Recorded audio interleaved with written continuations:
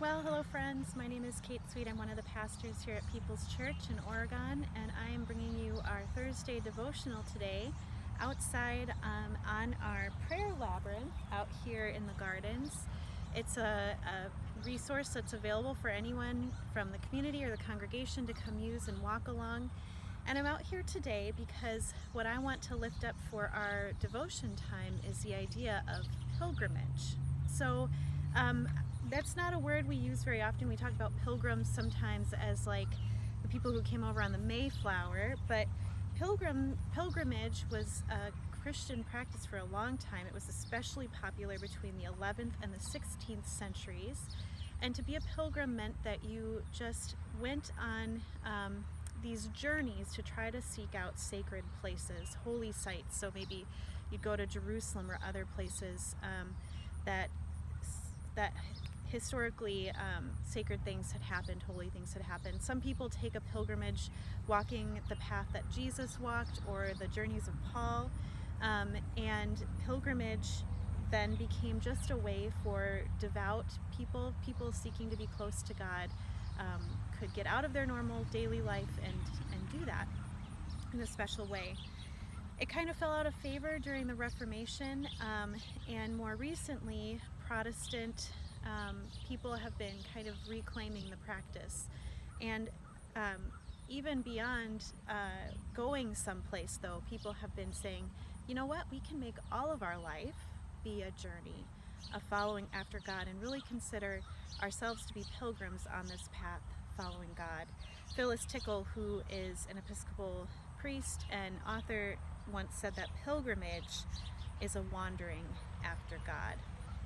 And I'm on the labyrinth because this is a place where we can practice a sense of pilgrimage, a seeking holy presence as we walk and pray.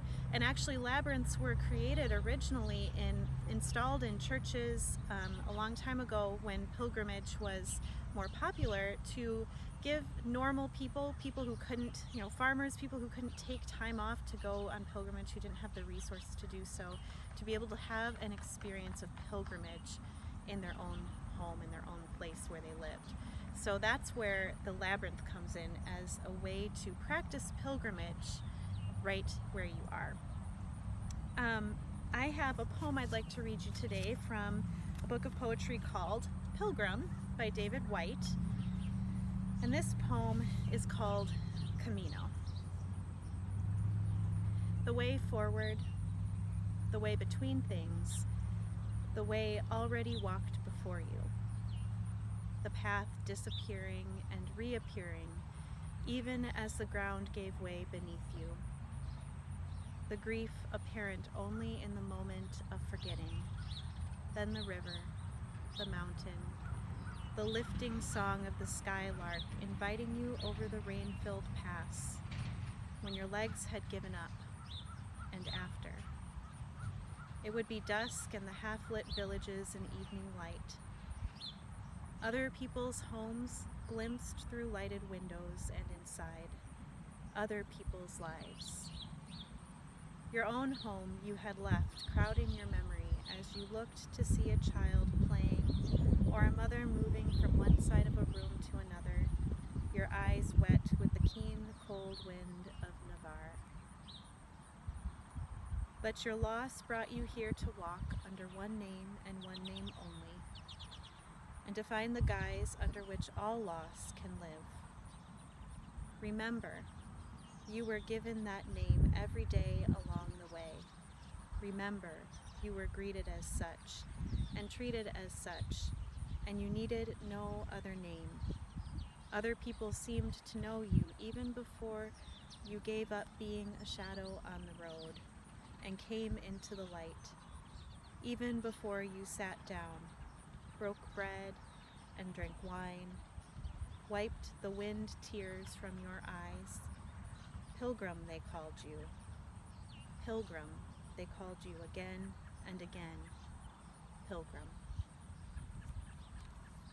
So David White wrote this about his experience of pilgrimage in Spain, and it's a beautiful book of poetry if you want to look at it. These are days when we do experience a lot of grief, a lot of loss. A lot of us can't leave to go someplace right now, but I'd like to invite us to consider how we could hang on to that sense of being a pilgrim in the world, of wandering after God even when we're in one place, to hold that sense of wonder and awe and openness to the way appearing and then disappearing and reappearing again before us. I'm going to include in the links below a link to a finger labyrinth that you could print out at home if you want to practice a prayer labyrinth with your finger. Or you could come out here to the church. This is available. It's outside. It's a safe place to be. I'm also going to include a link to a website called A Sacred Journey, which was an organization started by someone that I knew in seminary, and she talks about being a pilgrim in the world and even in our daily life. So you can look for those in the comments below. I'll close our time today with some words from Psalm 16, verses 7 to 11. I bless the Lord who gives me counsel. In the night also my heart instructs me. I keep the Lord always before me. Because he is at my right hand, I shall not be moved. Therefore my heart is glad and my soul rejoices. My body also rests secure. For you do not give me up to Sheol, or let your faithful one see the pit. You show me the path of life. In your presence there is fullness of joy. In your right hand are pleasures forevermore. May you be blessed today, fellow pilgrims, on this journey we take together. Amen.